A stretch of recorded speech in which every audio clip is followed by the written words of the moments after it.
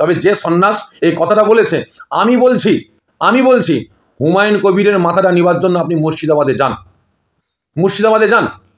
কত মায়ের দুধ খেয়েছেন, আমি সাফির সিদ্দিককে বলছি, আপনি যান হুমায়ুন কবিরের কাছে, ওর মাথাটা নিয়ে আসুন। তো যদি আপনি বাপের বেটা হয়ে থাকেন, হুমায়ুন কবিরের মাথাটা আপনি নিয়ে দেখেন। কারণ এভাবে সোশ্যাল মিডিয়ায় বড় বড় ভুগলি দিলে হয় না, বড় বড় ভুগলি দিয়ে আম পাবলিককে উত্তেজিত করলে হয় না। 6 ডিসেম্বর হুমায়ুন কবির আবারও মুর্শিদাবাদে বাবরি মসজিদ নির্মাণের ভিত্তি স্থাপন করবেন, এই বিষয়ে আপনার মতামত? সর্বপ্রথম ফুরফুরা দরবার শরীফের তরফ থেকে আমি পিজা সাফির সিদ্দিকী মুজাদ্দিদিয়া ইত্তেহাদিয়া ফাউন্ডেশনের কর্ণধার হিসাবে আমি আমার রাজ্যের বিধায়ক হুমায়ুন কবির ভাইকে আমি মোবারকবাদ জানাচ্ছি যে তিনি যে উদ্যোগ নিয়েছেন, মহান উদ্যোগ নিয়েছেন। কারণ সবথেকে বড় জিনিস হচ্ছে বাবরি মসজিদ, আল্লাহ পাকের পবিত্র ঘর, সেটাকে শহীদ করে বিজেপি এবং আরএসএসের গুন্ডা বাহিনী মসজিদটাকে শহীদ করে ওই 6 ডিসেম্বর আমরা ওই দিনটাকে কালাদিন হিসাবে আমরা পালন করছি। ওই দিনে মুর্শিদাবাদে হুমায়ুন কবির ভাই তিনি উদ্যোগ নিয়েছেন যে বাবরের নামে একটা বাবরি মসজিদ তৈরি করব। তবে বিভিন্ন রকম সোশ্যাল মিডিয়ার মাধ্যমে যা দেখতে পাচ্ছি, আমি তো খুব চিন্তিত যে কারণটা কি। বিভিন্ন শ্রেণীর মানুষ এবং তার সঙ্গে সঙ্গে দেখছি কিছু আপনার পণ্ডিত এবং কিছু সন্ন্যাস, আরএসএসের কিছু নেতারা আছে, তারা উগ্র মনোভাব নিচ্ছে এবং তিনারা হুমকি দিচ্ছেন যে যদি বাবরি মসজিদ হয় তাহলে আমরা এটাকেও ভেঙে দিয়ে আমরা এখানে রাম মন্দির তৈরি করব। আমি ওই সমস্ত মানুষদের কাছে প্রশ্ন করতে চাই, মুর্শিদাবাদে তো বাবরি মসজিদ তৈরি হচ্ছে না, বাবরের নামে মসজিদ তৈরি হচ্ছে। বাবরি মসজিদ তো আপনারা শহীদ করে দিয়েছেন, দিয়ে সেখানে রাম মন্দির তো আপনারা তৈরি করেছেন অলরেডি।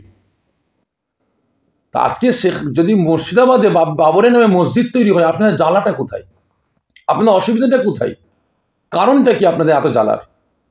তাহলে আপনারা যদি হুমায়ুন কবির ভাই সেখানে একটা মসজিদ তৈরি করবে বাবরের নামে, একটা মসজিদ তৈরি হচ্ছে, যদি আপনারা এরকম আপনাদের গায়ে জ্বালা করে, তাহলে তো আমি মনে করব সারা ভারতবর্ষের প্রত্যেকটা রাজ্যে প্রত্যেকটা জেলায় জেলায় একটা করে, শুধু বাবর বলে না, শাহজাহান থেকে নিয়ে হুমায়ুন কবির থেকে নিয়ে প্রত্যেকটা ঐতিহাসিক ব্যক্তিদের নামে একটা করে মসজিদ তৈরি হোক, মাদ্রাসা তৈরি হোক, হসপিটাল তৈরি হোক, স্কুল কলেজ তৈরি হোক। আমি তো চাইবো, আমিও তো টার্গেট নিচ্ছি যে হুমায়ুন কবির ভাই তিনি মুর্শিদাবাদে একটা সুন্দর উদ্যোগ নিয়েছেন, বাবরের নামে মসজিদ তৈরি করবেন। আমিও তো ভাবছি, আমি একটা পরিকল্পনা নিশ্চয় আমি আগামী দিন হয়তো কোনো আমার রাজ্যে কোনো একটা জেলায় বা কোনো একটা জায়গায় আমিও করব। আজকে সব থেকে বড় দুঃখ লাগছে এটাই যে ভারতবর্ষ সম্প্রীতির ভারতবর্ষ, হিন্দু মুসলমান প্রত্যেকটা ধর্মের ঐক্যের ভারতবর্ষ।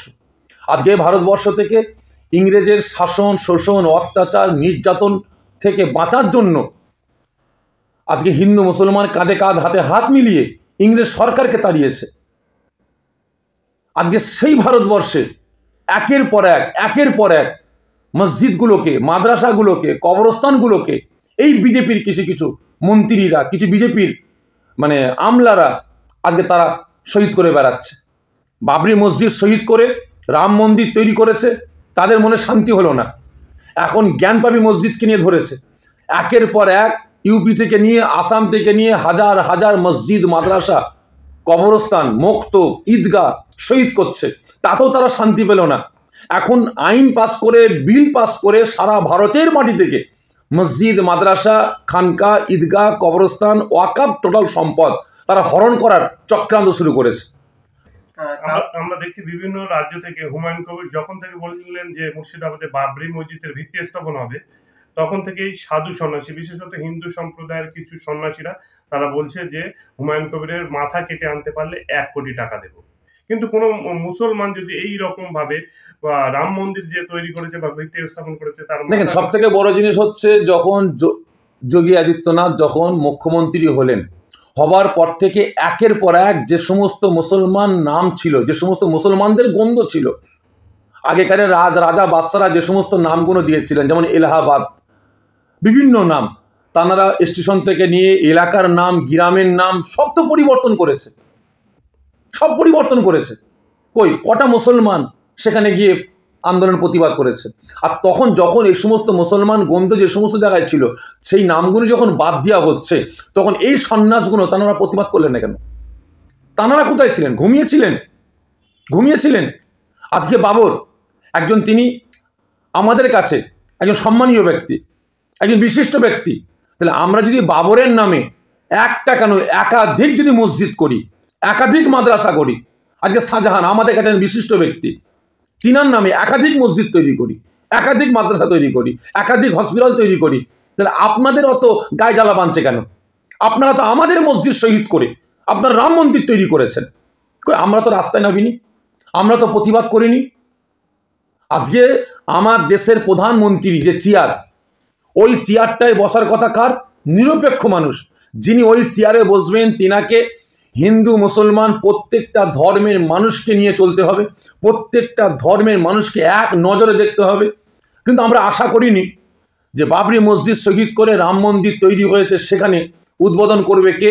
আমরা ভেবেছিলাম হয়তো আমার দেশের বড় বড় সন্ন্যাস তিনারা যাবেন, তিনারা গিয়ে উদ্বোধন করবেন। কিন্তু সেখানে আমরা আশা করিনি যে আমার ভারতবর্ষের প্রধানমন্ত্রী তিনি গিয়ে উদ্বোধন করবেন।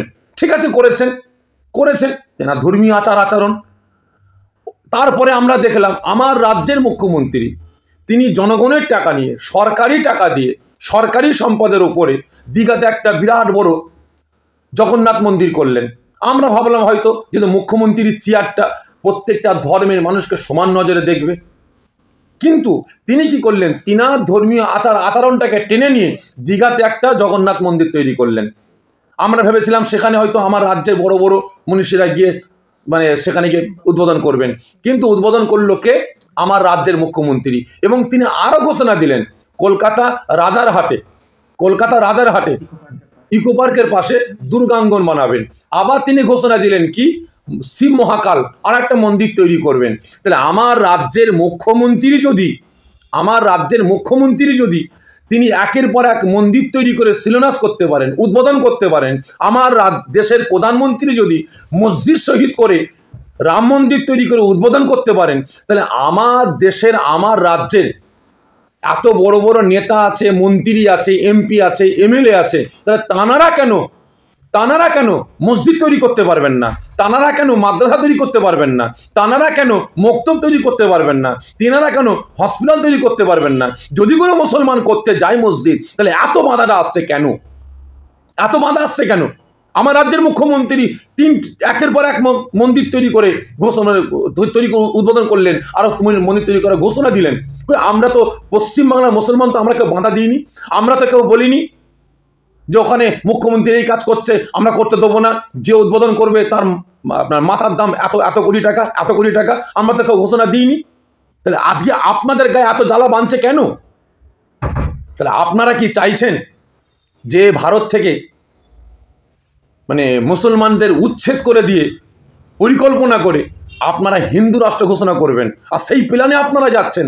আমাদের কাছে খবর আছে আপনারা 2026-এ এই আরএসএস বিজেপি গট আপ করে 2026 সালে এই ভারতবর্ষকে হিন্দু রাষ্ট্র ঘোষণা করার পরিকল্পনা করছে, এবং তার সাথে সাথে টোটাল ভারতবর্ষে ভোটটাকে একটা করতে চাইছেন। উনি প্রেসিডেন্ট নির্বাচন করবেন, বাকি অন্য কোনো ভোটাভুটি আর অন্য কোনো রাজ্যে ভোটাভুটি হবে না, এবং এক আইন করতে চাইছেন। হিন্দু ভাইদের জন্য যে আইন, মুসলমানের জন্য যে আইন সেই আইন, খ্রিস্টানদের জন্য সেই আইন, বৌদ্ধদের জন্য সেই আইন, পার্সিদের জন্য সেই আইন, এই এক আইন করতে চাইছেন। আমি সাফিরি সিদ্দিকি বলছি, যারা এই সমস্ত কার্যকলাপ করে বেড়াচ্ছেন, ভারতবর্ষটাকে হিন্দু রাষ্ট্র ঘোষণা করবেন, এক দেশ এক আইন করতে চাইছেন, এক ভোট করতে চাইছেন, করে নিজেদের অস্তিত্বটাকে বজায় রেখে সংখ্যালঘু সম্প্রদায়কে শেষ করার চক্রান্ত করছেন। এটা কিন্তু আপনারা কোনোদিন করতে পারবেন না। আজকে বাবরি মসজিদকে কেন্দ্র করে এই মুর্শিদাবাদে যে হুমায়ুন কবির ভাই যে মসজিদ তৈরি করতে চাইছে, এটাকে কেন্দ্র করে আপনারা আমার দেশে, আমার রাজ্যে একটা দাঙ্গা লাগাবার পরিকল্পনা করছেন। এটা আপনাদের কোনোদিন হতে দেবো না। যারা দাঙ্গা লাগাতে চাইবে, সে যেই হোক, সরকারি হোক আর বেসরকারি লোকই হোক, তাদের বিরুদ্ধে ইনশাল্লাহ আমরা পদক্ষেপ নেব। যদি জান দিতে হয় তাদের বিরুদ্ধে ইনশাল্লাহ আমরা জান দেবো। তবে এ দেশের আইন এ দেশকে রক্ষা করার জন্য আমরা এ দেশে জন্ম নিয়েছি। আমার দেশের আইন, আমার দেশের সম্পদ, আমার দেশের ঐক্য ইনশাল্লাহ আমরা জান দিয়ে হলেও আমরা রক্ষা করব। আমরা দেখছি একজন সন্ন্যাসী বাবরি মসজিদ নিয়ে হুমায়ুন কবিরের 1 কোটি টাকা মাথার দাম দিয়েছে। ঠিক ওই মন্তব্যটা যদি কোনো মুসলিম করতো, বড় বড় গদি মিডিয়ারা, তখন তারা বলতো যে মুসলিম জাতি হচ্ছে সাম্প্রদায়িক জাত, এরা জঙ্গিবাদী, এরা বিভিন্ন রকম তকমা লাগাতো। কিন্তু দেখেন, সব থেকে বড় জিনিস হচ্ছে একজন সন্ন্যাসী তিনি ঘোষণা দিয়েছেন যে হুমায়ুন কবির ওর মাথাটা নিয়ে আসতে পারলে 1 কোটি টাকা দেবো। আমি তো অবাক হয়ে গেছি সেই খবরটা শুনে যে উনি 1 কোটি টাকার একটা মাথার মূল্য দেবেন। তাহলে উনি কত কোটি টাকার মালিক, কত কোটি টাকার মালিক। তাহলে অতএব এখনো পর্যন্ত মিডিয়া তাকে নিয়ে হই হই করছে না, আর এখনো পর্যন্ত আপনার ইনকাম ট্যাক্স তার বাড়িতে যাচ্ছে না। কারণ মিডিয়া বলেন আর যাই বলেন, এরা সংখ্যালঘুদের পাশে নাই, এরা আছে ধর্মীয় ভেদাভেদের রাজনীতি করতে এরা ব্যস্ত হয়ে আছে। তবে যে সন্ন্যাস এই কথাটা বলেছে, আমি বলছি হুমায়ুন কবিরের মাথাটা নেবার জন্য আপনি মুর্শিদাবাদে যান, মুর্শিদাবাদে যান। কত মায়ের দুধ খেয়েছেন, আমি সাফিরি সিদ্দিকে বলছি, আপনি যান হুমায়ুন কবিরের কাছে, ওর মাথাটা নিয়ে আসুন। আর আমিও অন ক্যামেরা বলছি, যদি আপনি হুমায়ুন কবিরের মাথাটা নিতে পারেন, আমি আপনাকে 2 কোটি টাকা দেবো। আমি আপনাকে 2 কোটি টাকা দেবো যদি আপনি বাপের বেটা হয়ে থাকেন, হুমায়ুন কবিরের মাথাটা আপনি নিয়ে দেখেন। কারণ এভাবে সোশ্যাল মিডিয়ায় বড় বড় ভুগলি দিলে হয় না, বড় বড় ভুগলি দিয়ে আম পাবলিককে উত্তেজিত করলে হয় না। তবে আমি, কারণ এসব কথা বলা ঠিক নয়, তবুও বলছি, টোটাল মেইন স্ট্রিম থেকে নিয়ে আজকে যারা বর্তমান রয়েছে বড় বড় আমলা, ম্যাক্সিমাম এরা সংখ্যালঘুদের পাশে নাই, জনগণের পাশে নাই, অসহায় গরিবের পাশে নাই, দুঃখীদের পাশে নাই। এরা আছে অর্থের পাশে, কোটিপতির পাশে, বড় বড় ব্যবসায়ীদের পাশে, বড় বড় নেতার পাশে। যার জন্য এরা নেতাদের হয়ে কথা বলে, নেতাদের হয়ে চিল্লায়, নেতাদের সঙ্গে উঠা বসা করে, আম পাবলিকের সঙ্গে মেশে না, আম পাবলিকের হয়ে কথা বলে না। আম পাবলিকের হয়ে কথা বলে কারা? এই আপনাদের মতো কিছু কিছু ইউটিউবাররা, আপনাদের মতো মিডিয়ারা পাবলিকের হয়ে কথা বলেন, ফান্ডে নেবে আপনারা কথা বলেন। এই আপনারা যখন ফান্ডে নাবেন, এই মেইন স্ট্রিমগুলো তখন ওইটাকে নিয়ে আবার হাইলাইট করার চিন্তা ভাবনা করে। একজন ল মেকারের বিরুদ্ধে এরকম মন্তব্য এখনো পর্যন্ত গ্রেফতার হয়নি। হুমায়ুন কবির একজন সাধারণ পাবলিক না, একজন ল মেকার হবে না। আর সব থেকে বড় জিনিস হচ্ছে আমার দেশের ওপর থেকে নিচে পর্যন্ত টোটালটাই এখন আরএসএস আর বিজেপি, টোটালটাই আরএসএস আর বিজেপি। এদের কথায়, এদের নকশায় সমস্ত মানুষ উঠা বসা করে। সে পুলিশ প্রশাসন থেকে নিয়ে বলেন, গোয়েন্দা ডিপার্টমেন্ট থেকে নিয়ে বলেন, বিভিন্ন ডিপার্টমেন্টে ম্যাক্সিমাম আধিকারিক এরা বিজেপি আরএসএসের কথা মতো উঠা বসা করে। আপনারা তদন্ত নিয়ে দেখুন না। এটা যদি কোনো মুসলমান বলতো তাহলে তাকে সঙ্গে সঙ্গে অ্যারেস্ট করা হতো। আজকে দিল্লিতে যে বোমবাস্টটা হয়েছে, খুব দুঃখজনক ব্যাপার। আমি এর তীব্র নিন্দা করছি, আমি কন্ডেম করছি, প্রতিবাদ করছি। এই জিনিসটা হওয়া দরকার ছিল না। কিন্তু সেখানে কয়েকটা ডাক্তারকে নিয়ে তারা ফার্স্ট রাউন্ডে হুলুস্থুলুস হলো। মিডিয়ায় একদম মোল্লা যখনই দেখেছে একদম ফ্রন্ট পেজ মোল্লা করে চিল্লাচ্ছে। কিন্তু ওদেরকে যখন ছেড়ে দিয়ে আরও কয়েকজন যখন ওই আরএসএসের দালালগুনিকে ধরলো, কটা মিডিয়া দেখেছে, কটা মিডিয়া হো করেছে।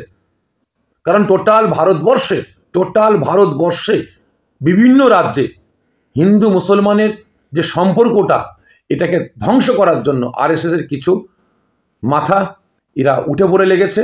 তারা হিন্দু মুসলমানের ঐক্য নষ্ট করে তারা গদিটাকে বাঁচাবার জন্য। এই তো কদিন আগে দেখলাম একজন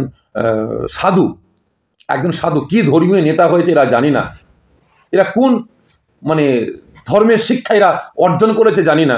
বক্তব্য রাখতে রাখতে বলছে যে কজন আছো যে তোমরা মুসলমান মেয়েদের প্রেমে মানে ফাঁসিয়ে তোমরা তাকে নিয়ে এসো, তাকে হিন্দু বানাও এবং তোমাদের সমস্ত খরচা আমরা বহন করব, তোমাদের চাকরি পর্যন্ত আমরা দেবো। তাহলে এদের লক্ষ্যটা কোথায়, এদের টার্গেটটা কোথায়? এদের টার্গেট হয়ে দাঁড়িয়েছে একমাত্র, এদের মাথা ব্যথা হয়ে দাঁড়িয়েছে একমাত্র আমরা মুসলমান। তাহলে আমরা মুসলমান যদি অত নিকৃষ্ট হয় আপনাদের কাছে, যে আমরা মুসলমান যদি আপনাদের মাথা ব্যথার কারণ হয়ে দাঁড়ায়, তাহলে যেমন আপনারা করোনার ভ্যাকসিন দিলেন, তো ওই সময় তো মুসলমান দেখে দেখে আপনারা বিষ ঢুকিয়ে দিতে পারতেন, তাহলে মুসলমান শেষ হয়ে যেত, আপনারা হিন্দু রাষ্ট্র ঘোষণা করতেন, আর মুসলমান মেয়েদেরকে নিয়ে টানাটানি করতে হতো না, ছেলেদেরকে নিয়ে টানাটানি করতে হতো না, আর মুসলমানদেরকে নিয়ে এত মাথা ব্যথাও আপনাদের হতো না। যদি প্রয়োজন হয় আপনি এরকম করবেন।